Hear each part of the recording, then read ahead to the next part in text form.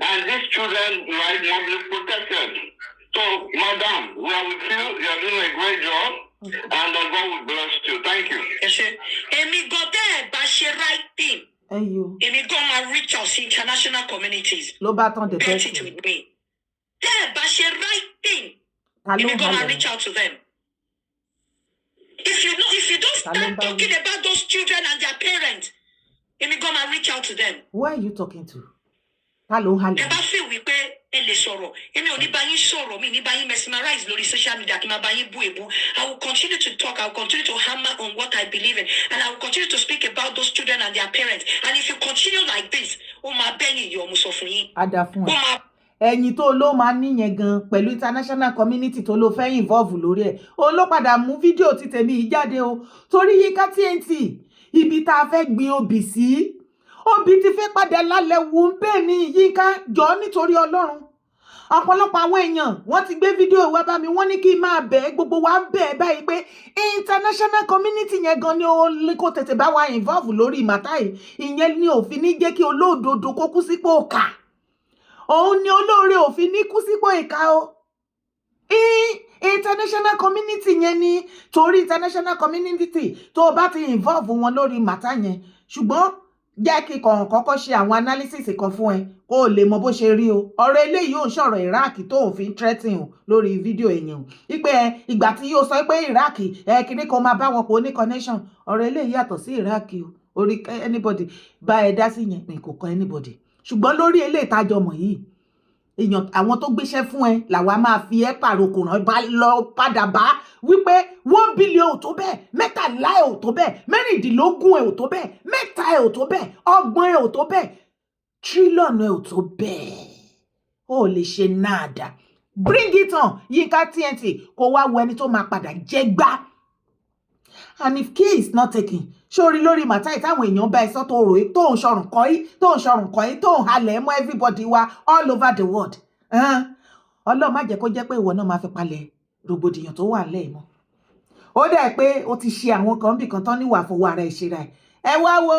ọ̀bọ ni yóò para ẹ̀ o. Ọ̀bọ ti fẹ́ para ẹ̀. Ẹ wá wo ọ̀bọ ni yóò pa. Ọ̀bọ ni yóò para ẹ̀ o. Ẹ wá wo ọ̀bọ ni yóò pa. Ọ̀bọ ni yóò para ẹ̀ o. If we don't come out and speak about those children and their parents, àbí ibo ni parents àwọn ọmọ yẹn wà láti ìjọ́ tí ọ̀rọ̀ yẹn ti ṣẹlẹ̀. Somebody like us, we are many. Àwa gan ní trace inú kéèsì wọn. We want to know them.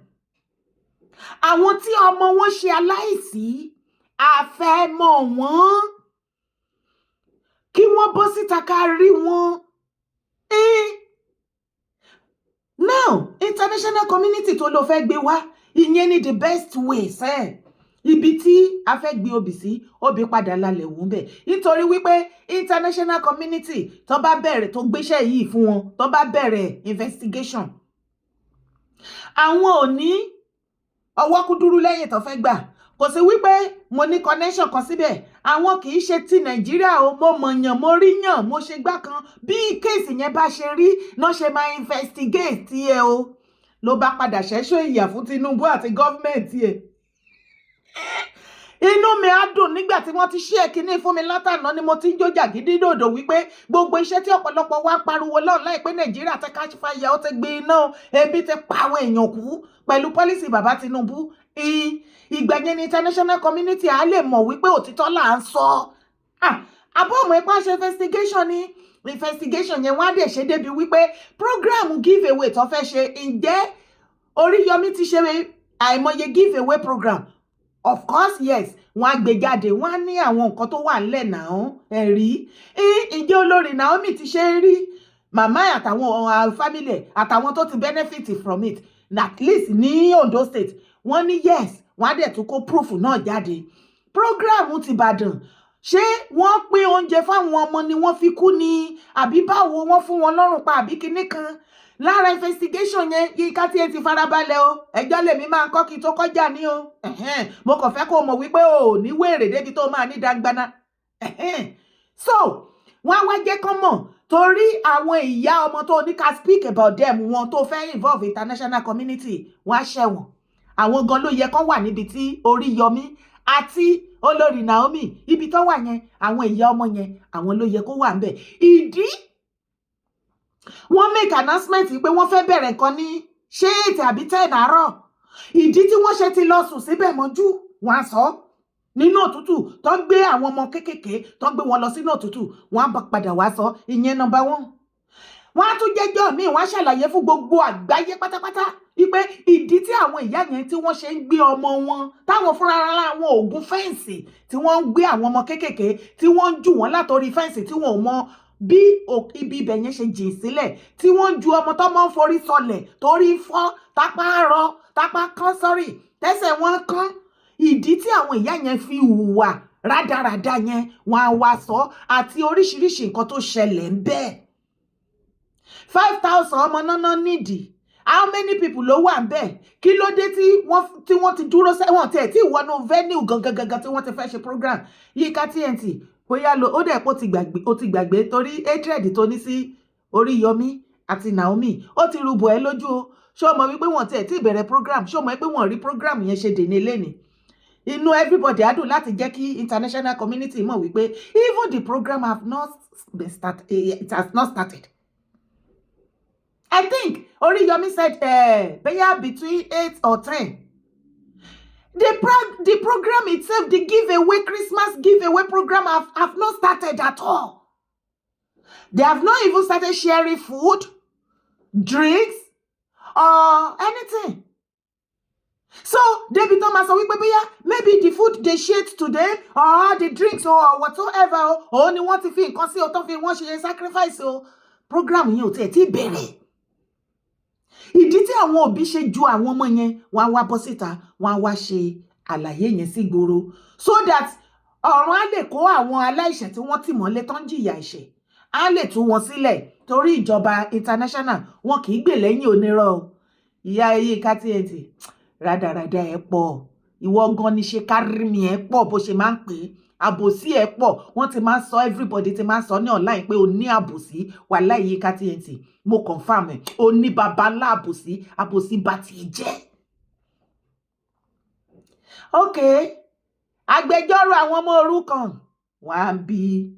mo fẹ́ kó tó ṣe bí ẹni wípé tó san anybody kà ṣe kinní kan o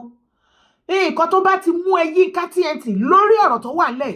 tó bá ti jẹ́ wípé kéèsì Ìbàdàn nìkan ló ń sọ tó sọ the same thing stampede tó ṣẹlẹ̀ ní the same stampede tó ṣẹlẹ̀ ní Abuja the same stampede tó ṣẹlẹ̀ ní Anambra méjèèjì yẹn media house Nàìjíríà ń jẹ́ kó yé wa wípé about 39 soul ó ní wọ́n ṣe kí ni tí wọ́n pa ní ti Abuja àti ti Anambra Yinka TNT ṣé kí ṣọ́ọ̀kẹ́ tún lọ sórí social media kó lọ ṣe findings ẹ̀ dáadáa àwọn ọmọdé ló kú tó pọ̀ jù ń bẹ̀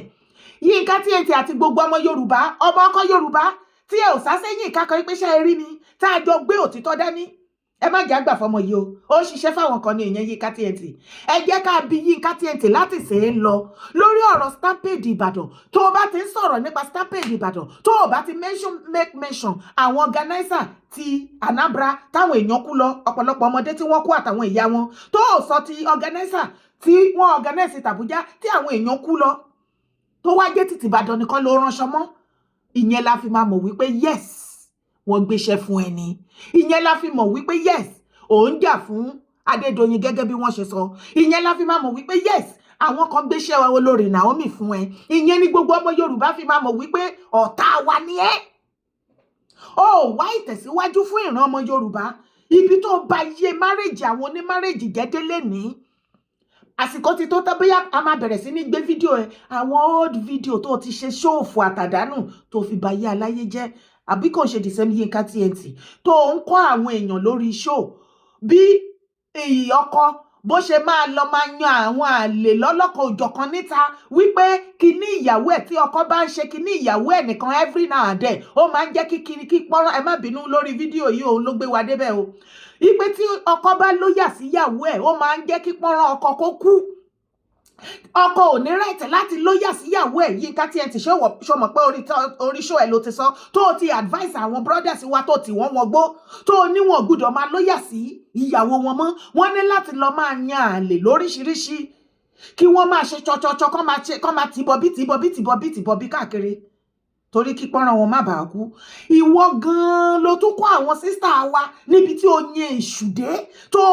ṣe ló yẹ ká lẹ̀ lókùúta pa ó yẹ kán so ẹ́ mọ́jà kán so ẹ́ mọ́ igi láàrin ọjà lọ́jọ́ ọjà ńlẹ̀ Yorùbá Yínká TNT pẹ̀lú iṣẹ́ òfò orí burúkú àtàdánù ẹ̀ tó ṣe tó fi ba ayé àwọn èèyàn jẹ́ ó kọ́ àwọn sisters wa kó wọn sínú ìgbèkùn ìṣòro ìdààmú ó bẹ̀rẹ̀ sí ní kọ́ àwọn ọkọ níkọ̀ọ́kùkọ̀ bọ́n ṣe máa ba ayé márèjì wọn jẹ́ bọ́n ṣe máa ba bí ọkọ ṣe máa bá ìyá ìyàwó ẹ̀sùn style tó máa lò ó bẹ̀rẹ̀ sí ní kọ́ àwọn sisters wa bọ́n ṣe máa bẹ̀rẹ̀ sí ní bá iye bàbá ọkọ ẹ̀ àbúrò ọkọ ẹ̀gbọ́n ọkọ ẹ̀ lọ́kùnrin bó ṣe máa bá sùn style tó máa lò ó ń kọ́ sisters wa pé tó bá ń lóyà sí ọkọ wọn kò ní jẹ́ kíkiní abẹ́ wọn ó máa gbé fúkẹ́fúkẹ́ gan ipe wọ́n ní láti máa yànlè lóríṣiríṣi ìwọ yẹn ló wá ń bọ́ síta ló fẹ́ máa jẹ́ kó yé wa wípé ìwọ kan o láàánú àwọn òbí kan o láàánú àwọn ọmọ kan níwọ tó ti ba ayé jẹ́ tó ti bọ̀run ṣe jẹ́ Yínká TNT wá àwọn tí wọ́n pè mí lórí ọ̀rọ̀ ẹ̀ wọ́n ní kí n sọ fún ẹ UK ni wọ́n ń gbé wọ́n pọ̀ bàjẹ́ ó wọ́n pé UK lẹ́jọ́ wà wọ́n ní ká sọ fún ẹ pé international community tó ló fẹ́ gbé kèsì tó fẹ́ invite wọn torí ó ti lò ní connection wọn báyìí wọ́n ní ká congratulate ẹ pé kó o tètè bá wa ṣe ní kíákíá má jẹ́ ó pẹ́ jù jọ nítorí Ọlọ́run ìyẹn ìkíní wọ́n wá ní kí n tún sọ fún ẹ wípé international community yẹn o inú àwọn ọmọ Yorùbá tó wà ní UK náà máa dùn o láti jẹ́ kí wọ́n investigate ìwọ náà tó fi ń gbé bẹ́ẹ̀ wọ́n ní kí n sọ fún ẹni o ìdí tó ọ̀nà wo ló fi ń gbé ní tó torí ó sọ fún wa pé ó ti dọmọ onílùú àbí ṣé wọ́n bí ẹ síbẹ̀ àbí gbogbo ẹ̀ Yínká má jẹ́ abẹ́ o àwọn nǹkan tó ń tẹ̀ ṣe rán mi sí ẹ ìwọ tó Yínká ò ń gbé ní ilé onígíláàsì ó lọ bá wọn ṣeré olóko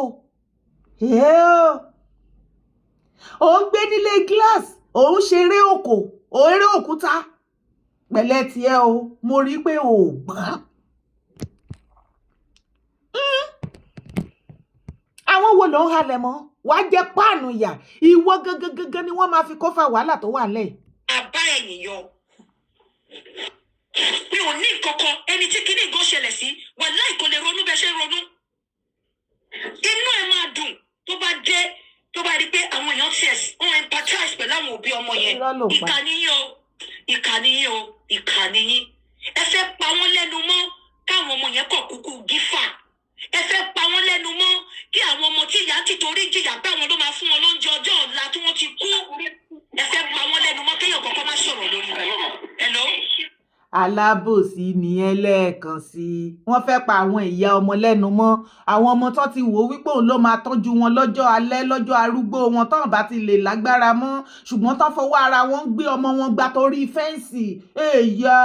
àwọn ọmọ alábòsí ni ẹ Yínká torí àwọn ọmọ ìyá àwọn ọmọ yẹn wọ́n pa wọ́n lẹ́nu mọ́ wọ́n wá lọ bá wọn wí wọ́n halẹ̀ mọ́ wọn ní o wípé ẹ gbọ́dọ̀ bọ́ síta ẹ gbọ́dọ̀ wá sunkún ká ẹ bára jẹ́ lórí ọ̀rọ̀ ọmọ yẹn àbí àwọn ọmọ wọn tó jẹ́ wípé wọ́n ní kán débì kan ní 8 o'clock tó ti wà ń bẹ̀ láti 4 àbí láti 1 àbí 12 òru tó ti ṣí àyè ọmọ sílẹ̀ nínú òtútù àbí lè tó lọ bẹ̀ with empty stomach àwọn ọmọ tó jẹ́ wípé èyí tó jẹ́ wípé lára àwọn abiyamọ ó lọ kó àwọn ọmọ lọ́mọ jọ nínú stíríìtì ó fẹ́ fi gbowó tó pọ̀ ó ti sọ di bísínẹ́sì yo àwọn ni àlọ́ ní àbòsí ṣé o mọ̀ pé Oríyọmí ló gbọmọ lọ́wọ́ wọn tó wá ó ń wí wọn jẹ wín Prophetess Naomi ló gbọmọ lọ́wọ́ wọn ó wá mú wọn jẹ ìṣèbá kúkú ti rí àwọn méjì ẹ tó kù tẹ̀sán àsọjáàmù lọ́nláìn wọn ló fi kájọ ni ó fi kájọ àjẹ́ rí torí mansion tí Naomi kọ́ òun ló ṣe kọ́ torí òun ni ìyàwó gọ́vnà òun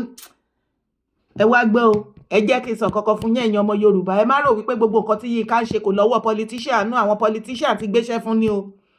APC hànrán oníṣẹ́ mọ̀ wípé Godfather ní K1 the ultimate àti MC nǹkan tó ń sẹ́wọ́n nìyẹn wàláì K1 àti MC àti gbogbo àwọn tó gbẹ̀yìntì tó fẹ̀yìntì tó ṣe rò pé ó jámọ́ nǹkankan ìwọ tó jámọ́ nǹkankan by the time tá bá ṣe tán pẹ̀lú ẹ̀ tá bá bẹ̀rẹ̀ pẹ̀lú ẹ̀ kò tí ì ṣe tán tá bá bẹ̀rẹ̀ pẹ̀lú ẹ̀ lórí social media yìí gbogbo wọn á sá lọ fún ẹ ó dẹ̀ pé orí ń ta ẹsẹ̀ ẹ wá gbọ́. gbèsè yìí Tinubu ló ṣe nǹkan yìí gbogbo yín máa gbé Tinubu ṣépè ni gbogbo yín máa kọ́ lọ dédé pé Tinubu ti tẹ ọmọ president ti pa yín ó ti pa àwọn ọmọ yín tó bá jẹ́ pé ìfún kó jẹ́ gọ́vnà Mákindé yẹn nìdílé ẹ̀ ṣe nǹkan yìí ẹ máa gbé ṣépè ẹ máa bọ́ síta torí ẹ máa bí ìpè ẹ fẹ́ lọ́wọ́. ẹ̀yin tọ́mọ yín ṣaláìsí tẹ́ bá rò wípé Yínká TNT is the right person tó ń jà fún yín Yínká ò jà fún yín o politics ló ń jà fún o ó ń defend APC ni o ṣe ti gbọ́ lẹ́nu ara ẹ̀ ó ní tó bá jẹ́ Ṣèyí Tinubu òun ló ṣẹlẹ̀ sí ó ní wọn ò ní gbà fún ṣe ti rí ibi tí ó ń lọ I no tell you I tell you ànígé yìí ò mọ nǹkan tó fẹ́ sórí ó dẹ̀ pé aago ẹ̀ ti kún ó ti kún àkúnwọ́ sílẹ̀ ní orí social media sórí àwọn ìyà tó ń sórí gbogbo oríṣiríṣi tó yìí ń ṣe fún ẹ tẹ́lẹ̀tẹ́lẹ̀ eré ló máa pè sórí this time around tí ayé ò bá làbà sketchy sórí social media sọ wípé ìwọ ló ní a jẹ́ wípé ìwọ ni Mark Zuckerberg ó ti gbà lọ́wọ́ ẹ̀ especially lórí Facebook yẹn rádaràda of the highest order. ọmọ threatening wípé ẹ máa bẹ̀rẹ̀ sí ní report page mi because mo ń sọ̀rọ̀ nípa àwọn ọmọ tó kú ẹ máa bẹ̀rẹ̀ sí ní report page mi because mo decide láti máa wálò nínú rubbish jẹ́ ìṣe mo decide láti máa wà part of it ẹ wá ní ẹ máa bẹ̀rẹ̀ sí ní report page mi kọ́ lè gbé page mi wálẹ̀ well tí agbára yín bá kà ẹ free láti ṣe. ìyá pẹ̀lẹ́ ọmọ Mark Zuckerberg ìyàwó ẹ̀. now wọ́n sọ̀rọ̀ nípa àwọn ọmọ tó kú gbogbo ẹ̀yin tẹ́ ń gbé ní abroad tẹjá ẹ̀yin ìyá tẹ́ ẹ sọ fún mi pé kí n jánu bẹ́ẹ̀ ó wà very very disappointing pé lè sọ bẹ́ẹ̀ ìmí inú yín ọmọ ẹyọ kan ṣoṣo ló bí láyé ìmí inú yín kó tó bí ọmọ ẹyọ kan ṣoṣo yẹn ẹ̀mí ẹ̀ fẹ́ bọ́ ìmí ìfi arúgbó bí ọmọ ẹyọ kan ni kí ló wá kan nǹkan tó wà lọ ìka yóò jẹ́ ṣe tiẹ̀ bẹ́ẹ̀ kò bá jẹ́ ti ẹ̀yin ló ṣẹlẹ̀ síbẹ̀ ẹ̀yin bó ẹ ṣe wà yìí ní ẹ̀fà. Yínká TNT àní tí ò bá ti mention stampede Abuja àti Tanabra tó jẹ́ pé ti Ìbàdàn nìkan ló ń sọ you are working for some people wọ́n ti gbé owó fún ẹni àwọn kan ló ń ṣiṣẹ́ fún àwádìí ti mọ̀ àwọn òdẹ ní jẹ́ kí olódodo kó kúkú sípò ká tá bá ní àwọn gan tó ní fọ́ọ̀tì gangan tí international community tán fi máa jẹ́ kí táwa gan ní ìdí ẹ̀ òun ni wípé àwọn ọlọ́pàá Ìbàdàn àwọn gangan lẹ́ni àkọ́kọ́ tó yẹ kó tì mọ́lé tí wọ́n ti lọ fún ní information wípé àsìkò báyìí ìgbà tí wọ́n rí wípé àwọn àsìkò tó fẹ́ bẹ̀rẹ̀ program kò tí ì tó tí àwọn èèyàn dẹ̀ ti pọ̀ bẹ́ẹ̀ yẹn kí ni iṣẹ́ wọn kí ló yẹ kán wá ṣe àṣẹ ọlọ́pàá tí wọ́n jẹ́ are they not there to protect the masses to protect the citizen to make everything to make everything orderly wọ́n ti fẹ́ẹ̀lì iṣẹ́ wọn àwọn gan ló yẹ ká àwọn lẹ́ni àkọ́kọ́ tó yẹ kó wà nínú ibi tí wọ́n ti Naomi àti Oríyọmí mọ́ Yínká tí ò bá ti sọ tí ò sọ̀rọ̀ lọ sí stampede Anambra tó ṣẹlẹ̀ the same ti ṣẹlẹ̀ ńbẹ̀ àti tàbújá everybody yín èrò ni Yínká ń pa ó ti lọ́wọ́ kan nú ó ti ní àbòsí nú Yínká is up to something àwádẹ́ máa jókòó tiẹ̀ ní orí social media lórí kéèsì àjọ máa mú nǹkan lẹ̀ ò Yínká àjọ máa mú nǹkan lẹ̀ mórí tó ń sọ everybody bú àwọn kan wọ́n ṣẹ̀ṣẹ̀ sí Facebook wọ́n fẹ́ fi content ẹ fi build content èèyàn kan náà nìwọ náà fi build tiẹ̀ náà ṣé o gbé views wá ní ìgbà tó wá láti ilé ẹni tó wá sí ṣọ́ọ̀bù sí orí social media just like every one of us ta lẹni nínú wa tó kó views wá kò ṣe pé tó bá dé online náà content oní content kan tó ṣẹlẹ̀ ńbẹ̀ ní gbogbo wa jọ ń dá sí ta ló ń halẹ̀ mọ́ kí ló dé tán ní gbé content ẹ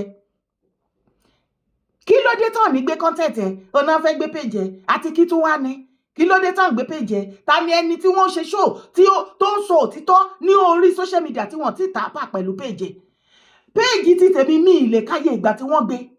yàtọ̀ fún ìyẹn wọ́n dìídì pé wọ́n rìpọ́ọ̀tù wọn ti ẹ̀ rìpọ́ọ̀tù nìkan wọ́n kọ petition mọ́ Facebook péèjì mi ní wọ́n kọ petition mọ́ yes so wọ́n èyí tó ń sọ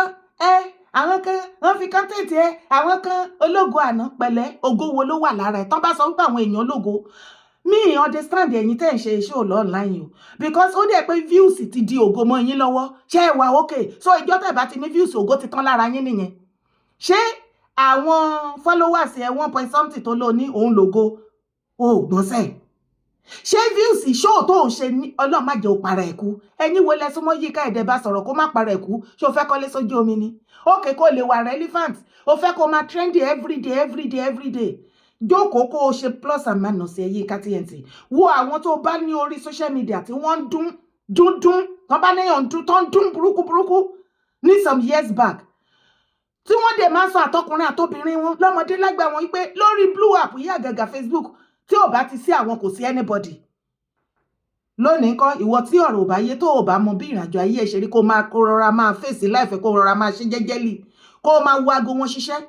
èyí tó ti síkì dànù tí wọ́n balance mọ́ èyí tó wẹ̀ wọ́n lọ sẹ́wọ̀n oríṣiríṣi nǹkan ti dé bá wọn Yínká tí ẹ ò ní túmọ̀ àwọn tó ti ṣe lánàá ìwọ náà máa ṣe tiẹ̀ wá aṣọ ẹ̀wà fàdágbẹ́ ẹ̀ ti rọ̀ síbì kan kò sì ní kí blue app stop àwọn ẹlòmíì á tún continue bí ilé ayé ṣe rí nìyẹn Yínká tí ẹ ti jẹ́ ká gbọ́ràn kò sí bàbá lẹ́ni tó ń bọ́ online tó fẹ́ halẹ̀ mọ́ àbí tó fẹ́ bó ṣe sọ wípé wọ́n fẹ́ pa ẹlẹ́nu mọ́ kò sẹ́ni tó fẹ́ pa ẹlẹ́nu mọ́ fi ara burúkú balẹ̀ má twist kéèsì tó wà lẹ̀ ohun tá à ń sọ fún ẹni wípé àbòsí ló ń ṣe lórí show tó ń ṣe lórí Starpede Ìbàdàn the same thing ṣẹlẹ̀ ní Anambra àtàbújá tí ò bá ti sọ̀rọ̀ nípa tàbújá àti Anambra tó jẹ́ pé tìbàdàn yẹn ni then àbòsí ló ń ṣe irọ́ ló ń pa tó bá wá fẹ́ ṣe paríparí ẹ̀tọ́ Yínká tó bá ìwọ tètè involve international community kí kò wá fly lọ Nàìjíríà bá wa lọ bá gbogbo àwọn tí wọ́n ju ọmọ wọn tọ́mọ wọn ṣaláìsí yẹn ìwọ lè lọ ṣiṣẹ́ yẹn kó wálé wọn ní kankan kó wọn jọ báyìí kó gbé placard lé wọn lọ́wọ́ kó o sì lead wọn ká ẹ ṣe fídíò gbogbo wa gbé ṣùgbọ́n àdúrà wọn bọ́ síta wọn wá ṣàdúrà fún wọn wá ṣe kíní kan ṣe gbogbo nǹkan tó bá ṣe fún wọn òun náà máa wá sọ online àlọ́ ògbọ́n kò dẹ̀ ṣe pé ògbọ́n nìkan àbòsí ti bá tiẹ̀ jẹ́ lọ́njẹ́ bẹ́ẹ̀ Yínká TNT tó bá lò ní sinmi lórí màtá yìí àwa gan máa jókòó tiẹ̀ a máa jókòó tiẹ̀ tó bá ní fídíò ẹ̀ ló já views just the same way tí fídíò àwọn ẹlòmíì tí wọ́n náà lò tó ń já views kò jù bẹ́ẹ̀ lọ sórí lórí blue app tí gbogbo wa jọ wà yìí ẹja lẹja ń jẹ sanra nínú ibú ni ẹja lẹja ń jẹ sanra nínú ibú torí ìwọ náà jẹ àwọn ẹja kan tó ń jẹ sanra òun náà fi máa jẹ títì ẹ náà bí ilé ayé ṣe wà nìyẹn má ta mi sí mi lára kì í bá wọn ṣeré létí odò tó o bá fẹ́ kí wọ́n sọ̀rọ̀ nípa content àbí anything ìwọ má tẹ̀sùn mọ́ social media sí mi má lè jẹ́ kí fídíò ẹ̀ jáde kò jù bẹ́ẹ̀ lọ àwọn ewu àbí ìgbà kó lọ́wọ́ àbí jókòó pẹ̀lú ẹjọ́ òfò Ọlọ́run má jẹ́ kó break down kó para ẹkú lọ́jọ́ kan ìwọ kan náà ló máa ṣe morning shift afternoon shift night shift bó de ṣe tó ń rotate from afternoon to night to morning bẹ́ẹ̀ náà ló ń bọ́ síta ṣẹ́ṣẹ́ṣẹ́ṣẹ́ ẹjọ́ kí ni kọ́nà problem ẹ̀ Yínká TNT ṣé pé ń já ẹni ta ló ń oppress ta ló rí ti ẹ̀rọ online ta ló rí ti ẹ̀rọ ta ló ráyè tiẹ̀ ta ló fẹ́ ṣiṣẹ́ kúlé lórí tó fẹ́ rojọ́ kú pẹ̀lẹ́ oníṣòro gan o problem ẹ pọ̀ gan ni o Yínká bí a kò kọ́kọ́ fèsì problem ẹ kò solve problem ẹ ná kó fi àwọn yẹn lọ́rùn sílẹ̀ kó jẹ́ kán mọ̀nà òkú ọmọ wọn jẹ́jẹ́lì ìwọ gan ló wàá fẹ́ jẹ́ kí ọ̀rọ̀ òkú àwọn ọmọ yẹn kí wọ́n rọrùn wọ̀ kí wọ́n sinmi torí everybody mọ̀ pé wọ́n á ti sin àwọn ọmọ yẹn bọ̀ kò máa rán àwọn òbí wọn létí ní ìṣẹ́jú ọ̀nìdínlẹ̀ torí pé o fẹ́ sàsọ jáàmù ìwọ gan lẹ́ni ègbé tó yẹ kí gbogbo abiyamọ kó sọ lókùúta pa ẹ jọ̀ọ́ ẹ bá mi pín fídíò èkó dọ́dọ̀ má gbàgbé láti bá mi subscribe sórí YouTube channel drop your comment orúkọ tí mi ò yí padà Yèyé Dára Kówé kó ó ní mò ń ṣe.